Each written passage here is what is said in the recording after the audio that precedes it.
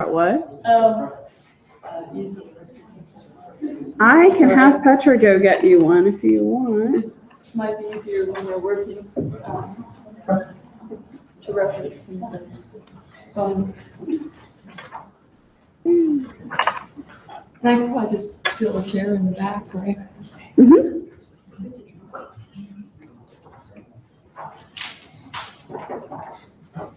All right, everyone. This is Tammy Lynn Penn, and she is actually a sculptor here who lives right here in Tulia.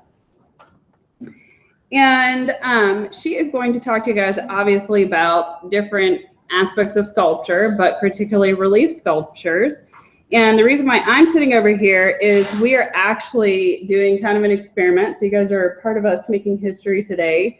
We at the museum are trying to launch a distance learning program. And what that means is if somebody from Ohio wanted to learn what you guys are learning today, they'd be able to watch via live YouTube. And so we actually have some classes here in Amarillo that are going to be joining us live. And so they're going to be kind of sculpting along with you guys at the same time. So my only request is, if you guys have any questions, make sure you say them loudly so we can kind of catch them over here, because who knows, maybe one of your fellow Amarillo students has the same question. So with that, I will go ahead and let Tammy start. Okay. Well, I'm glad to be here today and to see you all. Last year I did a 30-minute lecture on bronze casting and the whole gamut of how that's done, and it's really kind of boring for me and for everybody else to hear that over and over, I think. So this year I wanted to try something hands-on that would be more interesting. So you're my guinea pigs, you up for that? Okay. Because we only have 30 minutes, we don't have time to like build the armature and put clay on it and truly work in three-dimensional form, like you see, out front, the life-size horse or the sculptures in the art show. But we're going to do kind of three-dimensional, which is a relief. This is a relief that I did just on canvas. And this is a relief that's cast. And what I do is I draw the horse and then I work up the detail in clay. This piece, I did cut cardboard out and glued it down. And then I use modeling paste that you can find wherever you do artwork at like Hobby Lobby or whatever. And you work three-dimensionally with the modeling paste. I've done it on walls at home with joint compound. You can go to Home Depot even and find so many things you can do in the art world. You don't have to just go to an art store or Hobby Lobby or like Dick Blick. There's a lot of neat things you can do just with stuff you find at Home Depot. So, since we don't have a lot of time, I'm going to pass this clay out. You guys you can either draw a horse head or use one of these in case you want to pass those around. And then you can do a little block of clay as well. And that will go a lot farther. And unfortunately, because we're having 500 students come through the next 2 days, I'm going to have to ask to give the clay back at the end of the day. Because I don't have 500 blocks of clay. But if you find out you really enjoy working in clay, I can sure tell you where to get it. This is a petroleum-based clay. And it's very waxy feeling. It never, ever, ever dries out. Did everybody get one? Did you get one?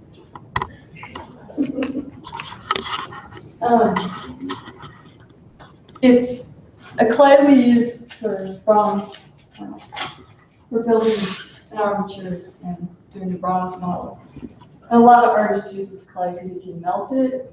It's real soft. If it's too soft, if you're doing detail, you can freeze it.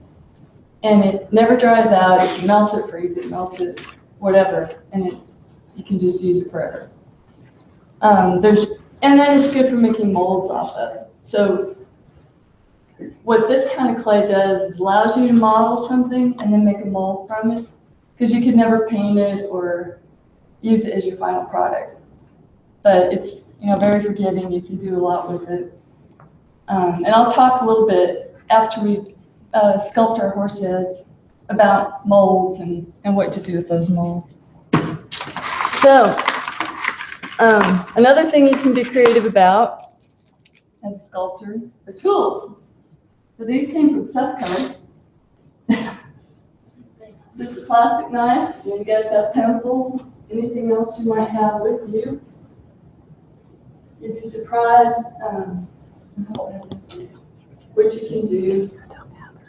Just really, just pass this to you. I'm sorry I don't have. Pencils work, anything you might have in your bag. Guess I need to get more knives. Okay. So basically what we're doing, and if I can pass this around, we're working on the bone structure of the horse. So the jaw is a really prominent feature. And you can feel like their cheekbone right along here. The eyes, the bone structure around the eye, that's something really prominent that stands out, as well as these muscles that go over their teeth, the molars, and then their nostril. Those are kind of the primary things that stick out the most. And then, like, we have neck muscles.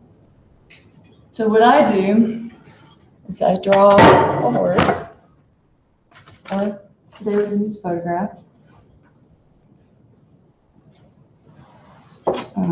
Start with making kind of if you look at the horse kind of in geometric shapes, kind of make the shape of that jawbone and just lay it right over it.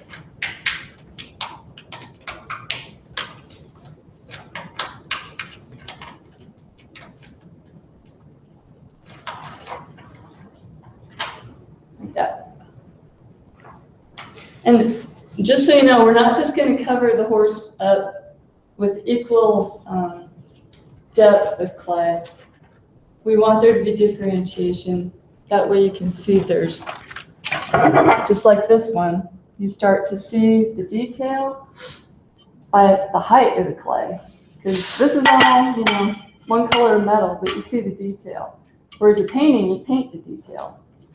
So what we're doing is we leave the raised areas to bring out the detail.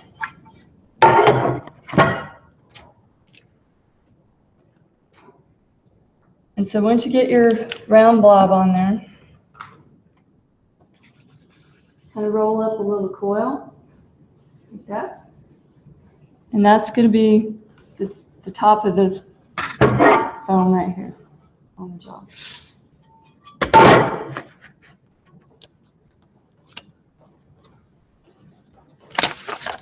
So you kind of lay it in there, and then I, just with your finger, kind of smooth it back a little.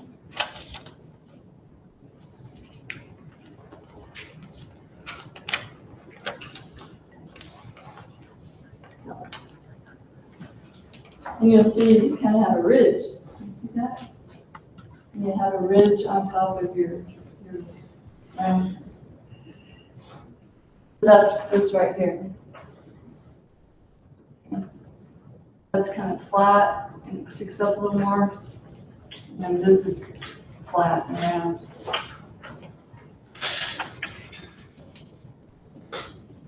Then roll up a little ball for the eye. Go ahead and stick his eye on there.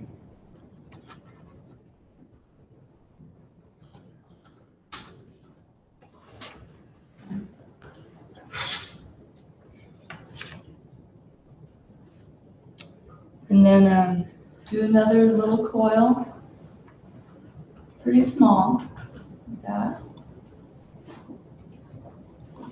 And we're going to give him just like an eyebrow, just right over the top, with kind of a peak. Horses have got kind of peaks right here over the eye.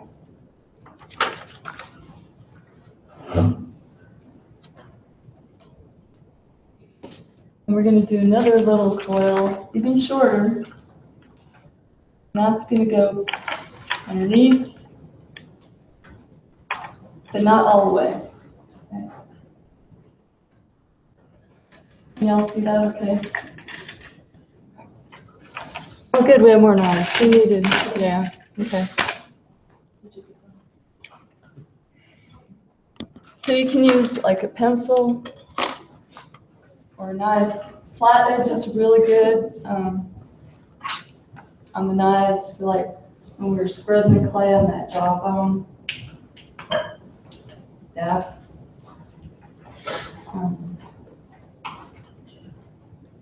You can use your pencil kind of on the side, not so much the lead, to work that clay in around the eye and kind of smooth it out. And please, if you have any questions, just tell us. As we go here. Okay. So now we're going to roll up a couple coils to do where their molars are, which is right here and right here. Just like us, top and bottom. Because the way their skin's so thin, you can really see that on a horse. And you can see it pretty good on the red horse in this picture. You see where his teeth would be, how the skin kind of lays over that. So we're going to put that on the gray horse.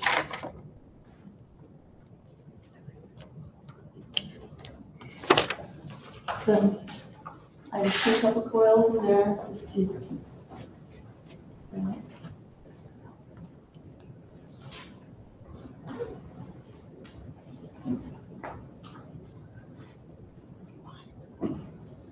We're going to keep working our way around. The nostril, ear.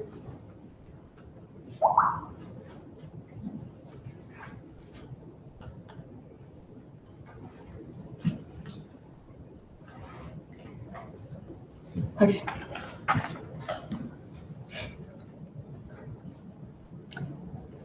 So when you're working, a lot of things we do are with coils. Put a little half coil there for the outside of that nostril. Okay.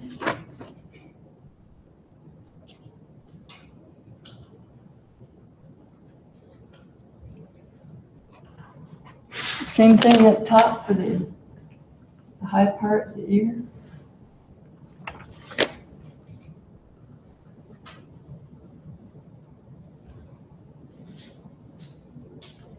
Okay.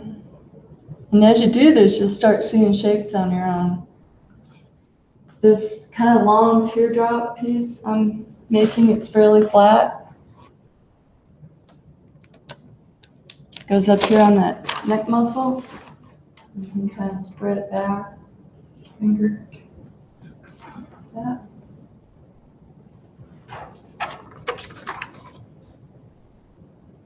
And the reason we don't just like cover the whole horse head up with an even piece of clay and then try to draw on the detail.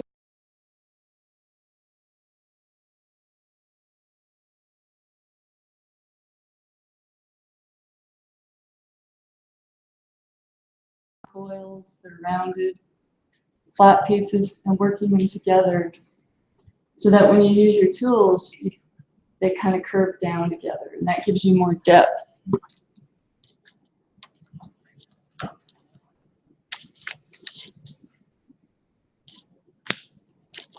So, a couple more coils here.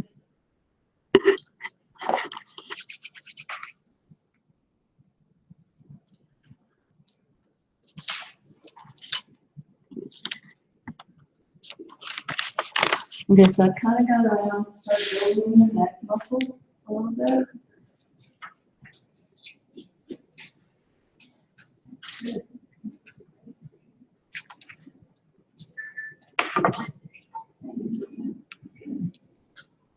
This is going, 30 minutes is going like really fast to do something like this.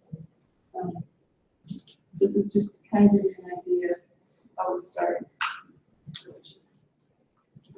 And if you don't want to do the horse and you want to just sit and play with the clay and make stuff on your own, that's fine too. Good.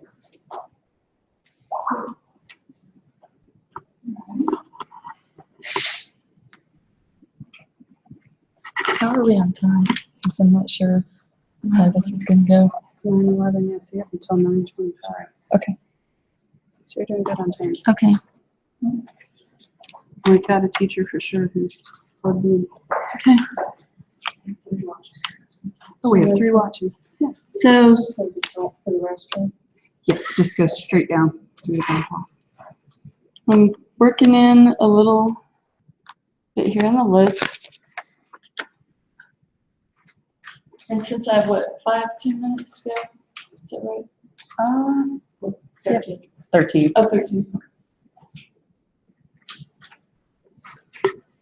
Now let's be sure to get we need to add this bone in here, the nasal bones.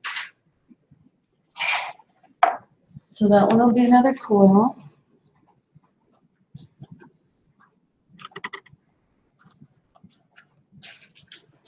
Okay, so right here, we kind of got just the basic bone structure and some muscles on the horse. And now you would start working in with your tools, your knife, or whatever, and kind of smoothing it and putting less clay in the low spot, and then working things together. Now, did all of you notice that great big horse relief when you walked in over the stage? That's a giant relief. When you go out, look at it again. You kind of see what I'm talking about, where in a full three-dimensional sculpture, you'd have a lot more, like if you cut a horse in half, you would stick way out, right? So when you're making a relief, you're kind of flattening the whole image, but you're still giving it some shape. In fact, I bet every one of you has a relief probably in your pocket. Coins. Have you ever really looked at them? If you look at them really close, those are little reliefs. They're really, really incredibly detailed. The faces on a coin, if you really look, you can see all the parts of the face, and it's so subtle.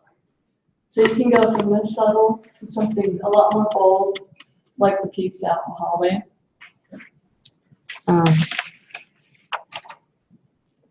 And that's how you do it. People that do coins, they're using magnifying glasses and very delicate tools, which is barely shaping clay, or they may be going directly into wax. Jewelers do this. They'll carve out of a wax, and then they'll cast that directly into gold or silver. So when you're looking at jewelry, you may see, what did you relieve? Things you could do, so say you like what you're doing, and you go home and you get some clay and you start doing one of these. And you're like, well, what could I do with it?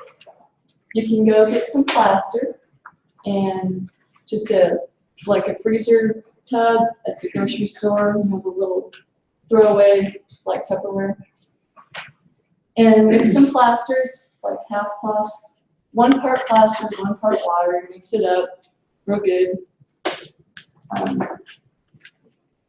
You put this down, and you have to cut the bottom of it so it's the shape of whatever container you're putting it in. So it'd be in the bottom, let's say one of those little square trays. And then you pour the plaster on top, tap it, get the bubbles out, and let it harden. And then when it's hard, flip it out, pull your clay piece off, and you'll have an image. This is a positive, the image of the mold is a negative. And what you can do with that mold, you could press paper in it, and then you have like a pressed paper. If you use 5 minutes, okay, 10. Oh, 10. You can get paper pulp, go to Hobby Lobby, there's all kinds of things you can get there. But you can cast your own paper, something kind of thick, press it in your mold, pull it out, you can paint it, whatever you have, like a card face or ornament. There are some really good mold compounds out there that are 2-part rubber that you just mix the 2 parts together. It sets up in about 10 minutes. And what you do is you just press it over your clay. And then you have a rubber mold that you could pour a wax in if you wanted to have it cast in metal.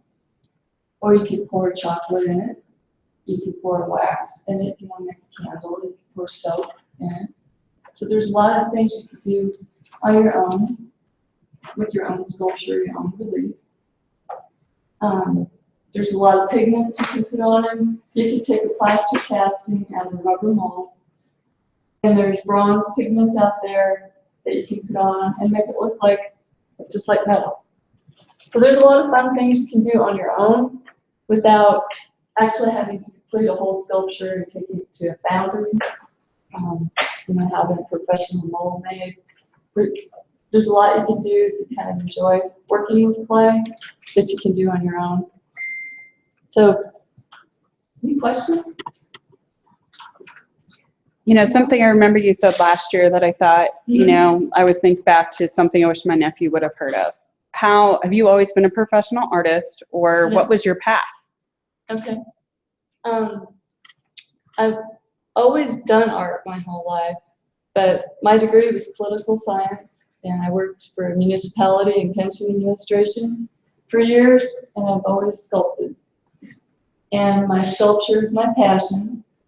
And as I got better and better and better, I was able to sell my work, market my work, and then become an artist full time and leave that other job. But the creative process for me is just, that's where I get fulfilled, is creating. It's not so much the selling. I mean, that's nice too, because it allows you to create more. But I like to mix materials. You'll see I have 2 pieces in the art show. One is a traditional bronze of a mare and a bull, and the other one is clay you would fire in a kiln. It's called raku. And why it's called raku is the glaze I put on it. I pull it out of the kiln, 1800 degrees, put it in wood shavings, catches fire.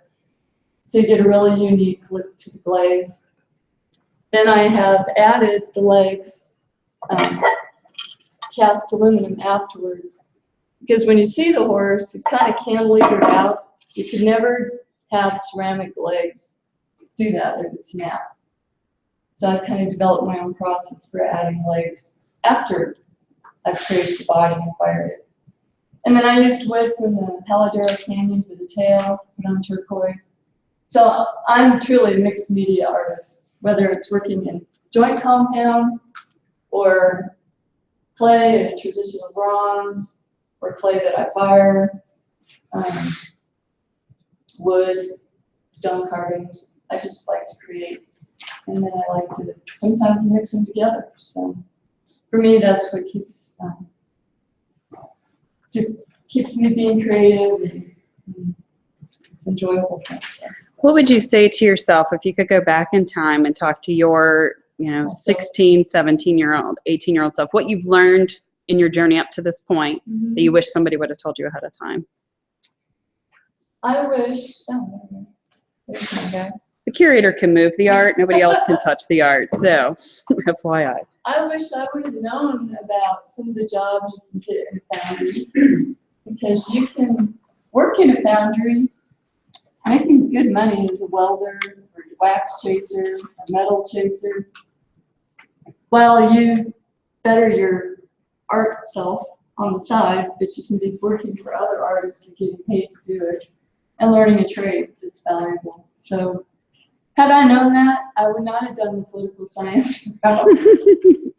I would have probably been a welder, because that's a skill I still need to develop. So when you have something cast at the foundry, there's a lot of investment that goes into each piece, from the mold making, to the wax chasing, to the pouring. Once a piece is poured, all bronzes are hollow, and they're poured in sections no larger than this. So I just finished the life-size marigold, the one inside. I've also done life-size. that was in probably 2 dozen pieces that have to be welded back together and then the seams chased out. And that's very expensive to hire someone to do. But it also is a trade that takes a long time to learn to do correctly. So I really don't know of any sculptors out there that, there might be a couple still, but everyone takes their work to the foundry and lets the professionals handle it, because there's a lot of skill that goes into each part of it. So really, if you get a bronze sculpture, it's not just the person that created the clay.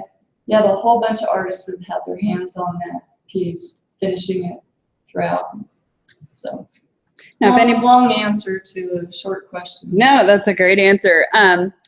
Everything that she's shown you here today, if any of you are thinking of participating in the youth art show, there is one rule, and it is that it can come off of the paper or the canvas, but it can be no more than 1 inch. So that being said, what she's kind of got right here on this canvas in front of us, that's kind of what we're speaking to. We've seen art pieces in the past where someone carved into drywall. Make sure it is mounted on that black foam core very well, because it's super heavy. But if you're going to do anything that is a relief, just keep that rule in mind. And the only reason why is because it's a safety for your artwork as well as our viewers, because if it comes off beyond that, then there's the possibility it could get snagged by somebody.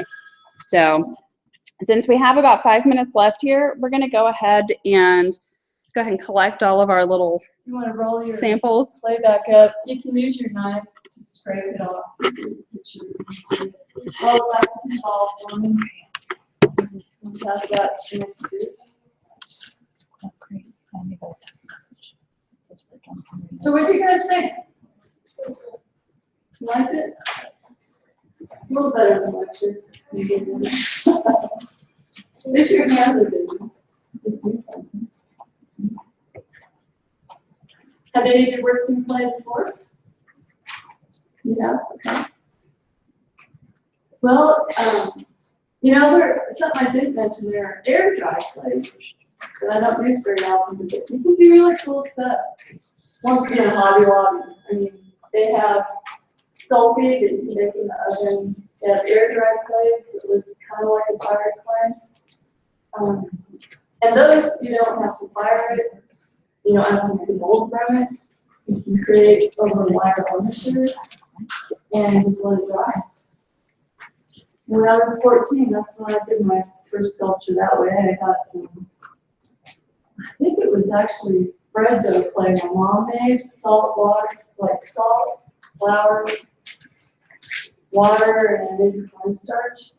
People used to make these bread balls. It's popular. Anyway, I made a horse, took it to the fair. No prize. I kind of got my own sculpture. The papers, we going to use the, I'm not, we have the blue one. Okay. So that can take, you take a photograph. Oh, yeah, yeah. They're gonna draw a horse with Edgar, and they could have, as they pass them down, that both from Edgar will have them do the art. Since you're the first class, we have drawing. All right, guys, as soon as you're ready, it's time for us to switch. Just sort of go with it. Right? Yes, you take, they take the sketchbooks. Yeah. Oh, yeah. Yes. Nice. Just right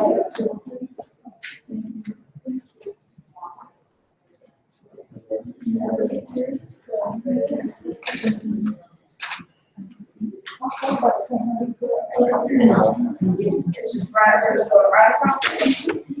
Right across the way.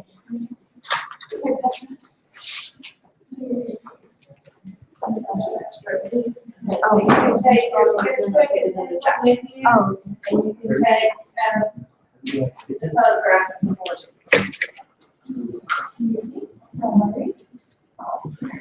Thank you, that was wonderful. Oh, good, thank you. Thank you very much. Thanks.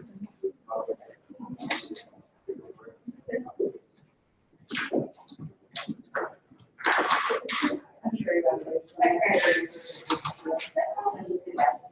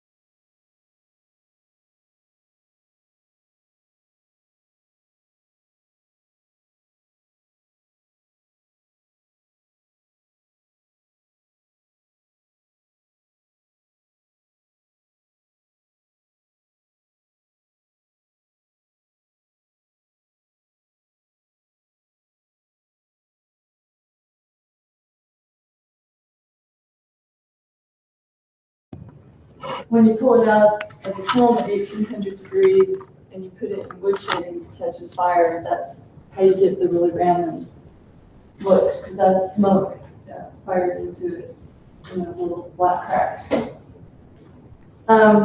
Why this is mixed media is I've added wood and turquoise, and the legs are cast out of aluminum that I add later, because if you try to do this in ceramic, the legs would break. It would never be able to fire it that way or get it to hold up. How did you attach it to the ceramic? I use a epoxy bed. And how did you hide your seam? Just paint, just takes, So the aluminum is painted, once you cast them, Yeah. you paint them with yeah. like a Carlisle paint or acrylics? Acrylics. But since we have 30 minutes I'm so today. sorry. Yeah. They said it's hard to hear. Okay. And can It's you because I'm repeat? over here and that's over there. Sorry. Okay. What kind of clay are you using?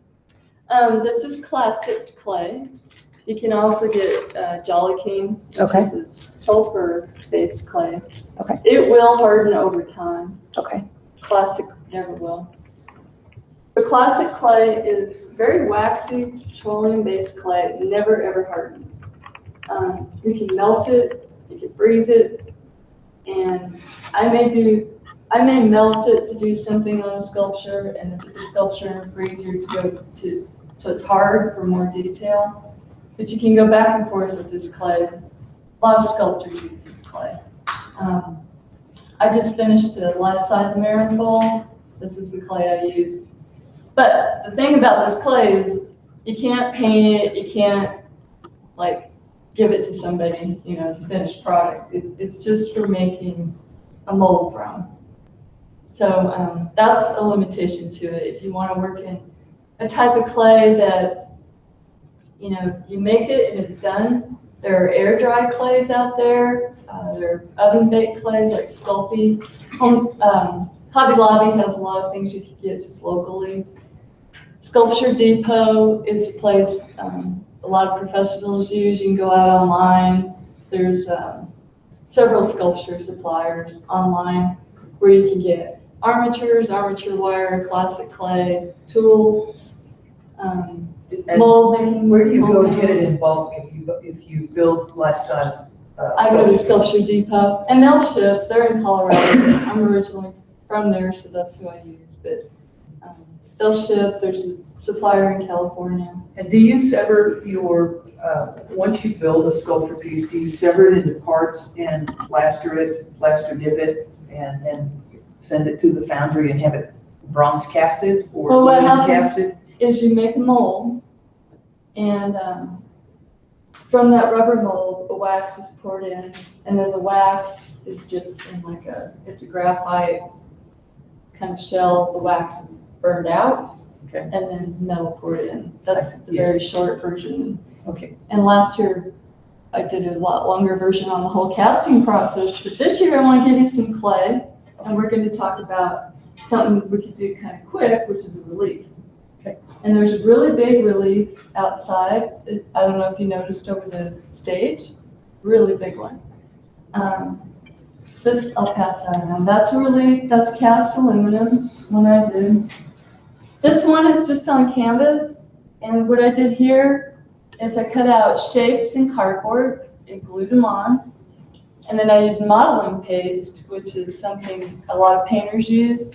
And I used a knife to kind of build up areas to make it three-dimensional.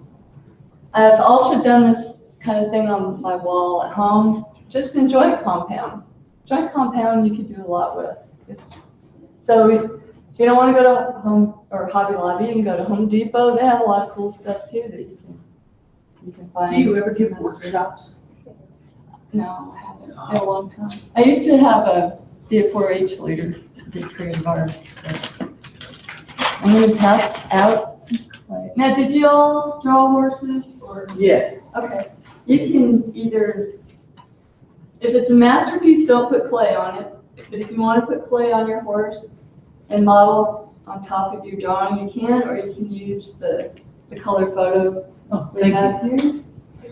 here. She had a block of clay and our handy dandy tool, little plastic knife. There's a million different sculpture tools you can buy. A lot of times, if you just listen to the covers, or bag.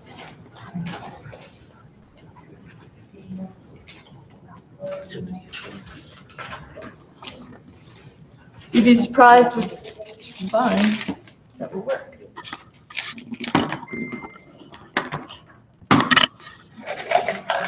Thank you. Let me just set that down.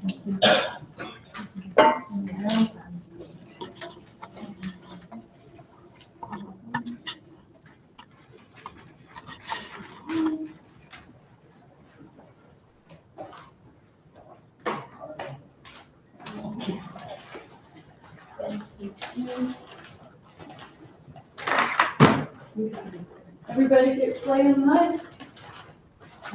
Okay. So, I'm going to show you just, and please ask questions as we go. It's more interesting for everybody. Yeah. How long did it take you to make the sculpture? I have probably a week in that, 40 hours. 40-hour week.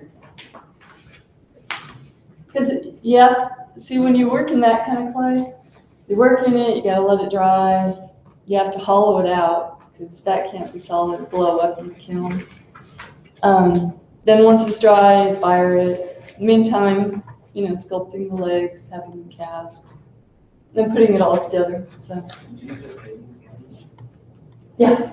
Like, what's your favorite thing to do? Paint or do sculpture? Do sculptures. And see, even when I try to paint, they end up sculptures.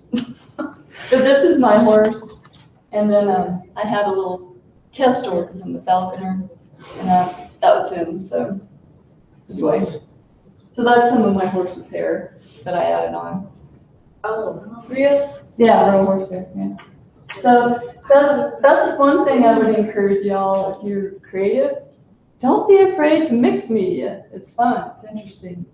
Maybe it doesn't always turn out, but maybe you'll come up with something that no one's thought of before. So don't ever be afraid to experiment. Okay, so we're gonna put clay pieces on this horse and then kind of work it together. We're not gonna put like an even layer of clay over the whole picture because that would kind of defeat the purpose of trying to do a relief, because then what you would do is you would draw the detail in, it would just look flat. Okay. So we're gonna work kind of in geometric shapes, and you probably heard that from Edgar talking about geometry, but we're gonna make a kind of a round disc, and we're gonna cover up that jawbone. Okay. And leave it a little flat on top, because it's not a total circle. It's, you know, got a flat area there.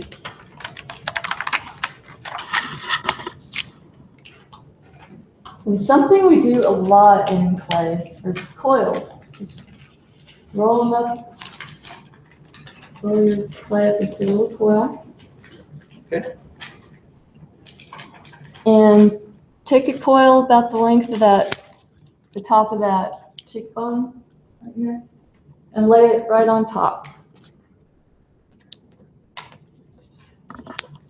And so what that does, it kind of creates a coil that sticks up higher in your circle. And then you can kind of just barely smooth that a little. And all we're trying to create is that if you want to see that bone, kind of scooping that up. One second.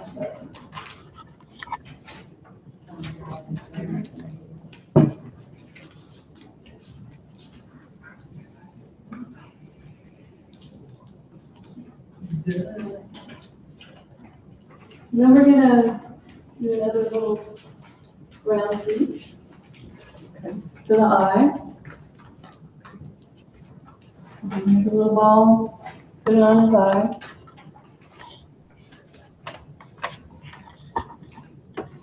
And then more coils.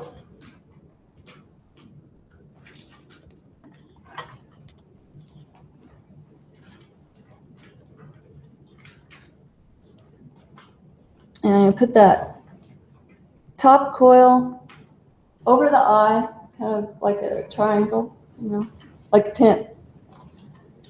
And then a little one underneath, but not all the way underneath. So.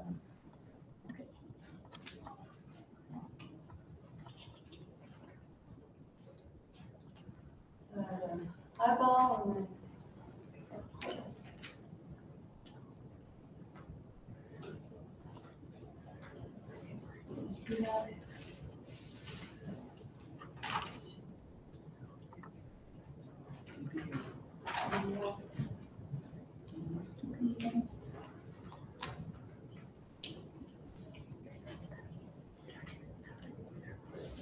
Alrighty. And so you can kind of see how this is headed. We're looking for the highest, and it's a little tricky with photography because that can sometimes distort what's really going on. But we're taking clay and kind of building up the high points on the bones, muscles that stick out. So their molars run like this, and then the skin's pretty thin that goes over their molars. And so you can see, like right here, red horse. It shows up really good on the red horse. You can really see where his teeth are. Okay, so on the gray horse, it's a little more subtle, kind of like on this one. He's a little fatter there. But we're going to make a coil.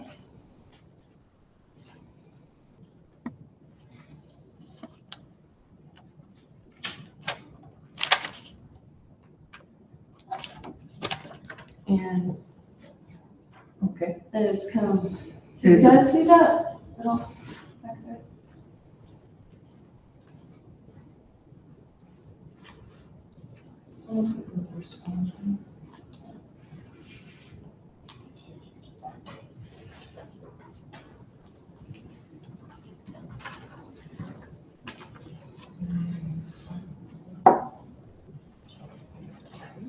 Okay. Make another coil. Now this horse, because it's a profile, you only see a little bit of the nasal bones. Right. Whereas this one, you get a big flat piece kind of right here. You ever look at a horse skull, and I should have thought to bring one. They have a flat plate, two plates that come together right here. And that's something very prominent you notice on a horse, so we want to kind of bring that out.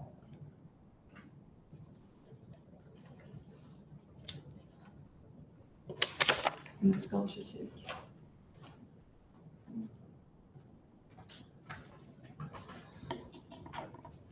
Now what you can do with your knife as you go, either your finger or the knife, your pencil, you can start just kind of smoothing it out a little and make it a little more subtle. And we're not going to have time to do a whole relief in 30 minutes. This is going to give you an idea of how to get going on.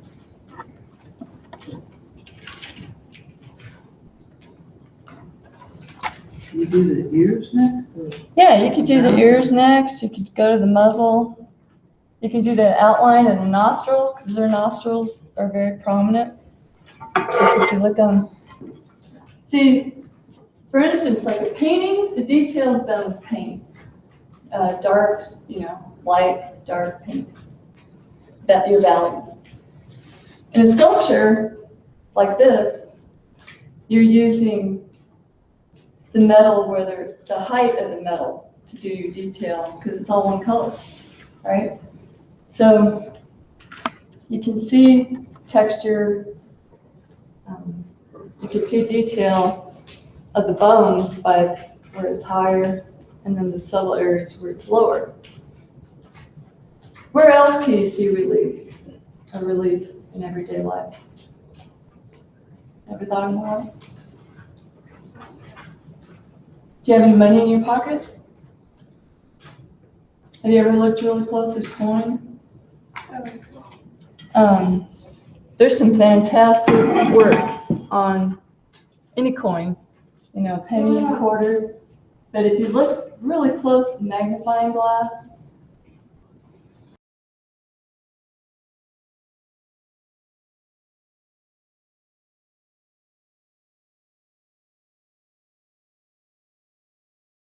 so that's what you do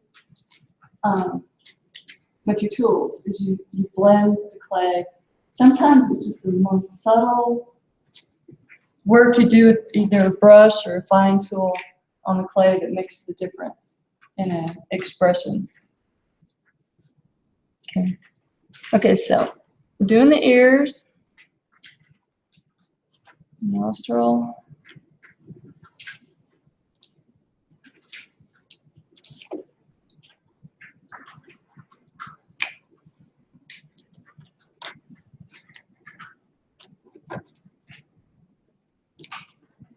Their lower lip is pretty interesting.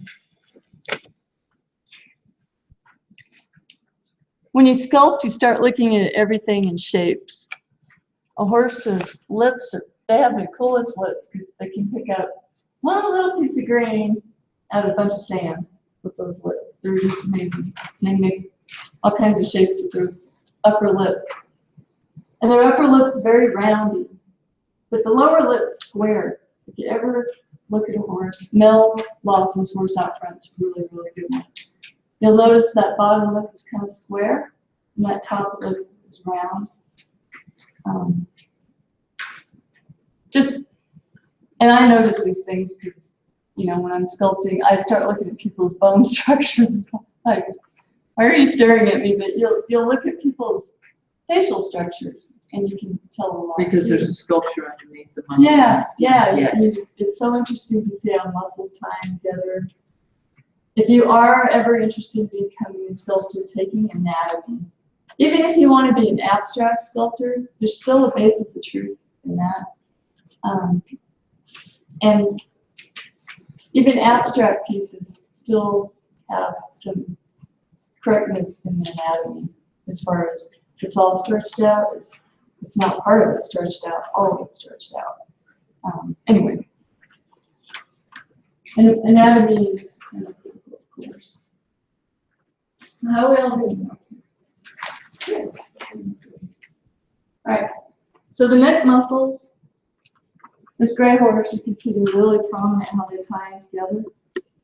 And see, once again, the geometry, you got like a triangle, and then these two shapes here that they all meet together. That's, if you sculpt something like that, it shows you know anatomy, and it shows the viewer, you understand what you're looking at.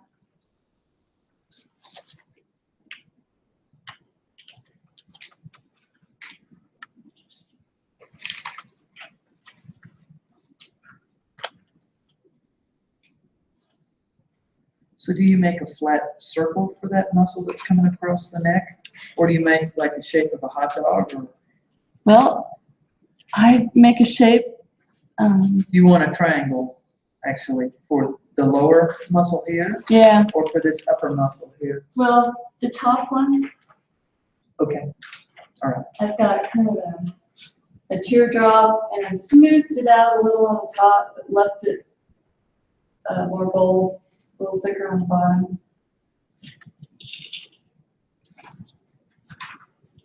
Because that's kind of how that muscle is on the horse. They smooth out and get flatter in places, and then they're rounder in others.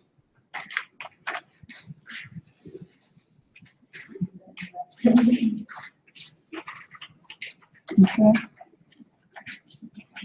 How are we on time? 3 minutes. Okay. Well, we only have 3 minutes, so I gotta summarize here. Okay. So you can kind of get the idea how we're going around and adding muscles, adding bone. We're not just covering the picture of the play. From there, you would continue with more detailed tools and start to work it in to where it makes sense. That takes time. Now, if you wanted to do something with this play, like make a mold, you can make a plaster mold. You can mix up plaster. You can get it at Home Depot, Hobby Lobby, once again. They should give me money for a commercial, don't you think? Keep bringing up your name. Underwriting. Dick Blakey, you know.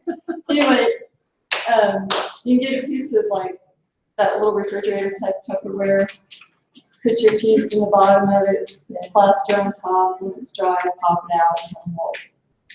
There are some really cool 2-part rubbers now that are food safe, and they're really neat. You just take 2 pieces, part A, part B, mix them together, press it on here, and in 10 minutes you have a mold that you can even make chocolate in. You can pour chocolate in it, you can make soap in it, you can make candles in it, or you can pour a real wax in it and have it cast in metal. You could make a plaster from it and then paint it to look like a bronze. There's just a lot of things you could do with the original. But the nice thing about this kind of clay, you can get as much detail in it as you want. So, you know, right now it's kind of hot because we're handling it and it's smooth, you know. If you put it in the freezer, you could carve it. So that's the neat thing about this clay, is that you can go from it being really easy to being really hard to carving in detail.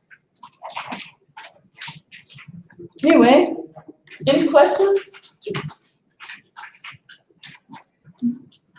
What do you think?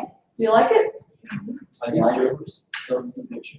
Pardon? I use your verses. No, these we just pulled them off Crystal's computer. They're registered quarter horses, Yeah, yes, poor but, horses, not mine. I should have brought pictures of mine. and there's a, Isn't that yours? Yeah. We've got a bunch of them, so. Anyway, when I hate to have to do this, but I'll tend to pull the clay off. You can scrape it with your knife. You hold it back up in the ball. Got to pass it on to the next crew. Can I take a picture of Keep it in. Pardon me? Can I take a picture of mine? Yeah, and I'm sorry. I will send it home with you if I have 500 fix coming through the next 2 days. I see. Say goodbye.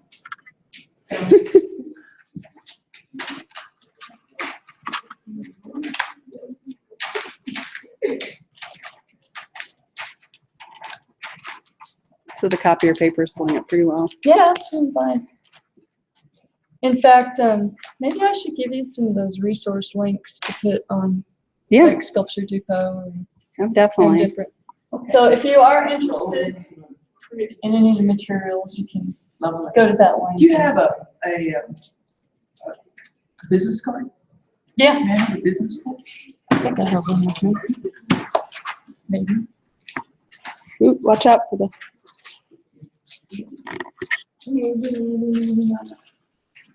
Please roll clay into a ball and have a tool ready to go.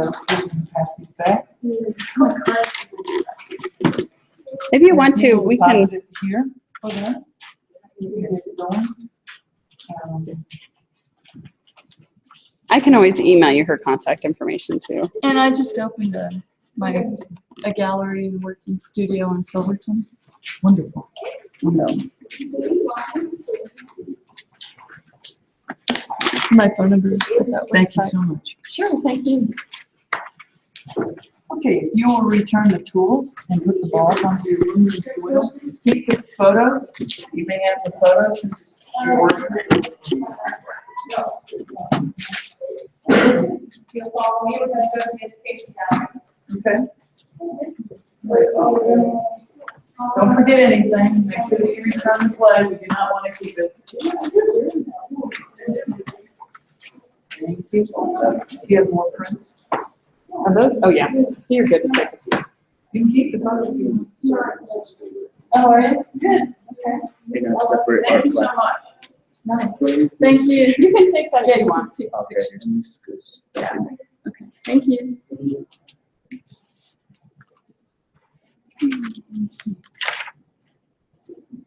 Yeah.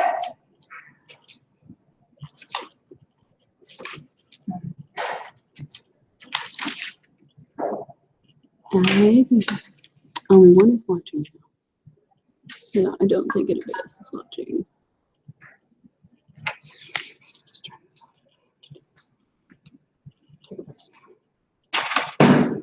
And of course, we're trying to get my daughter into the ear, nose, and throat doctor as if this is all going on Oh, no, because she gets chronic ear infections. oh, So like, of course, I have to call them all hospitals. So, My son had chose those two. well, it doesn't help on top of that. She's dairy intolerant, so she can't have a wide spectrum antibiotic, which is C. diff, Yeah. which can get out of control and be deadly. So, Oh, my word. yeah, so Is everybody just in here? yeah, on this side, kind of fill in the area.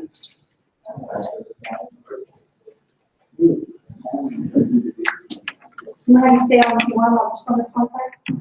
It'd be probably easier. Yeah. Oh, you kind of stay in here.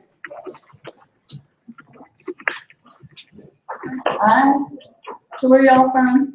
Okay.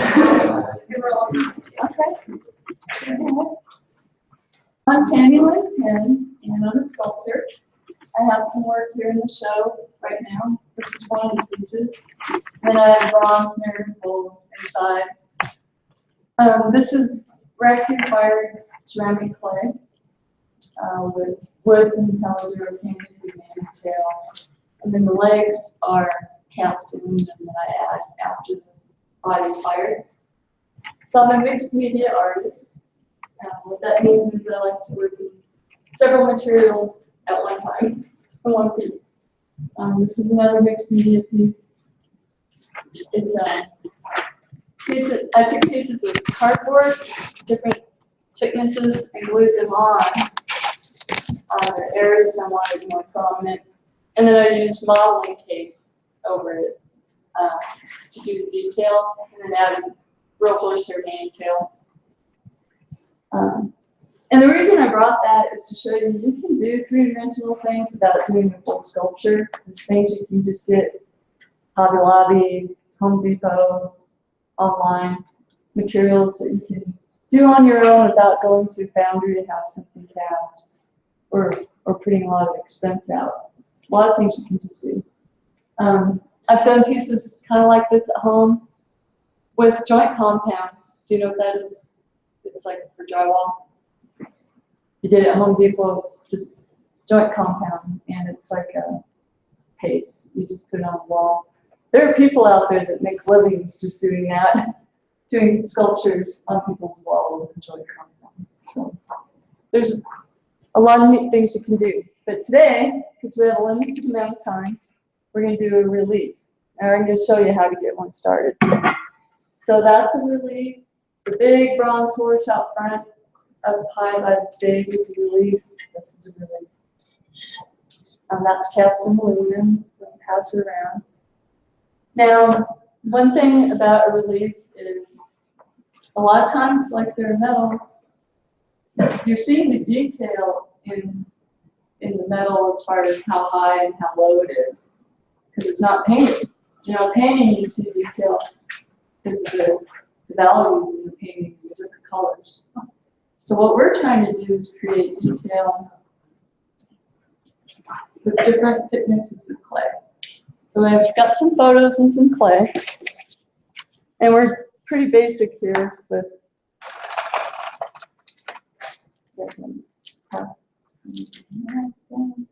I just picked up some plastic knives. There's a lot of things you can do with tools. Just what you find in your house and your kitchen. Just pass this down. You don't have to have expensive sculpting tools.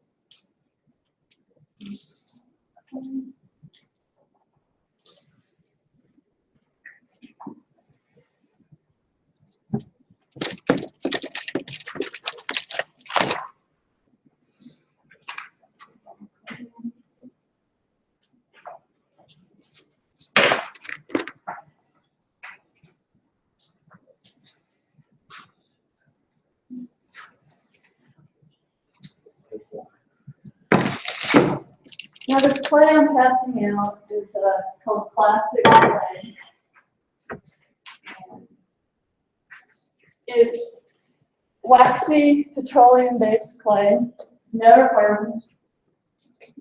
This is what I do. This is the clay I use if I need to sculpt a bronze because it never hardens. I can melt it. I can freeze it. And melting it is if I'm working with something. I'm just trying to get the clay up and on it. I just finished a life-size sculpture of the little one inside. So I use melted clay, brushed it on the armature, and then start adding detail. Reasons I would freeze clay, it's like the little fold head cap of my sculpture inside. A lot of detail. So I would freeze that clay so I could really carve the detail in. And it won't. The thing you can't do with this clay is have a finished product because you can't paint it, you can't, give it to your parents and say Merry Christmas because, it's just not going to last. So what this clay is made for is to have a mold made off of it. Most sculptures have a rubber mold made. You could do a plaster mold off this clay. That would work. And we'll talk about that a little bit when we're done. But mainly what we're doing today, and you can use the picture you drew upstairs.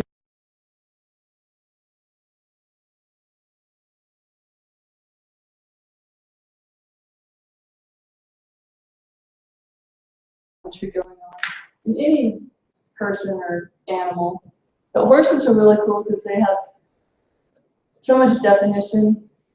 They're not covered up, by hair. Like if you're doing a grizzly bear, it's a lot harder to see the anatomy through the hair.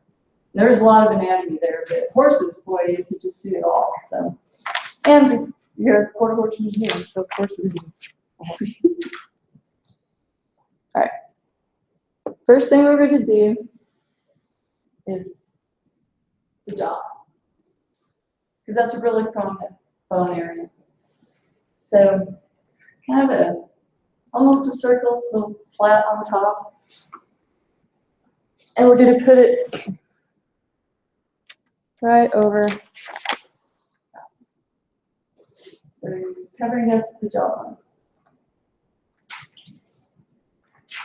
And keeping it flat because that is a flat area on the horse.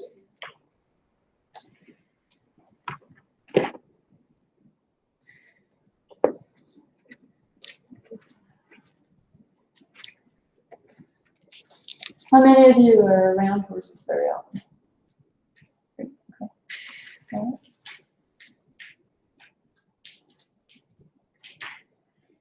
right, then we're going to do a little coil.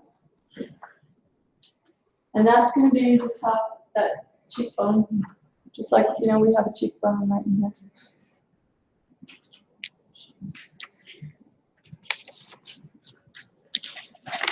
So just let it right up there.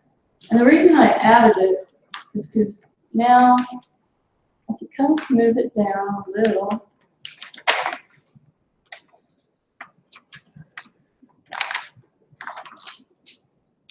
But yet I want to keep that hard edge right there. That accentuates the bone. And like I said, we're not doing the finished deal here today. It's really a lot more subtle. More time to do the subtle pieces, but this is how you can go on it.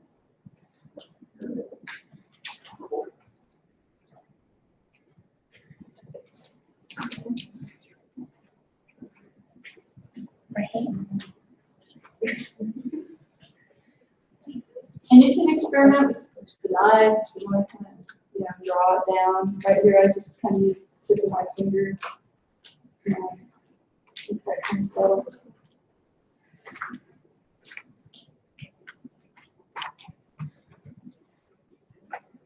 And you can make a horse. That's cool too, if you want to do that. You don't have to do this. You can just listen and make your own thing. That's cool. Okay. All right, now we're going to do the eyeball. So just a little round piece of clay, put it right over his eye. Then I'm going to do another coil. And this one, I'm going to do like kind of a little tint. There's a peak there over the eye.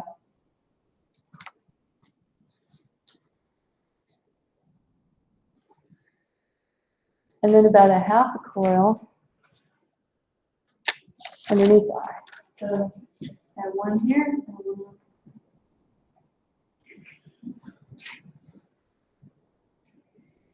And the reason I did it just halfway under, when you're looking at the horse at this angle, it's more pronounced right here, and then just like in a painting, when you go around the corner, like with a smile, it gets more vague and kind of, same thing with the eye. If we kept it the same all the way across, it wouldn't have that three-dimensional look we're after.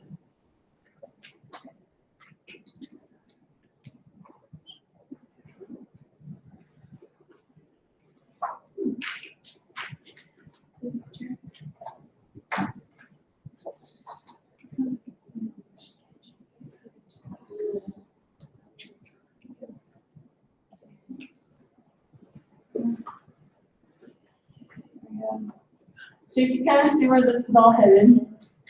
We're gonna, the nostril, something that sticks out. We're gonna outline the nostril, the lips, and the ears.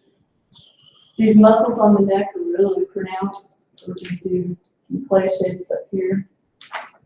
And the reason we don't just look at the horse and cover it all up with clay evenly, and I try to draw on the detail, is it would look flat.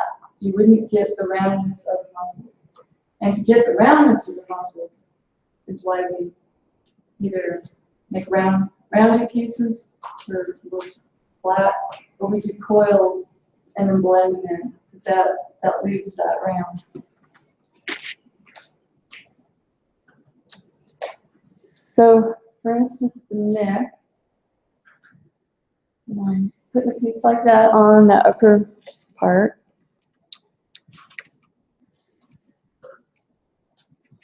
Okay. And so I kind of blended the top when I put it down, but left that sharper. Because as the muscle goes up, the top of the neck, it flattens out. But then where it comes into those other muscles, it stays more pronounced.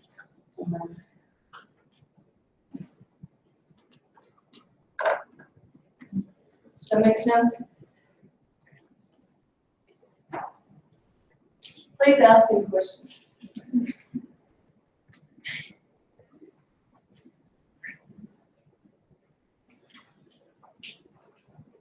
Let's see how it looks. A little bigger here and then out here.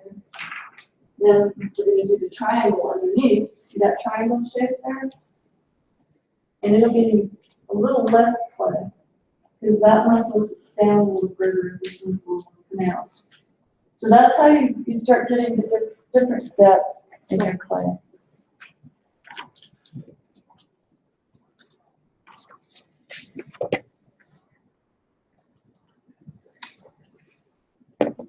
So did I already ask y'all if you saw that big relief outside when you came in? Did you notice that?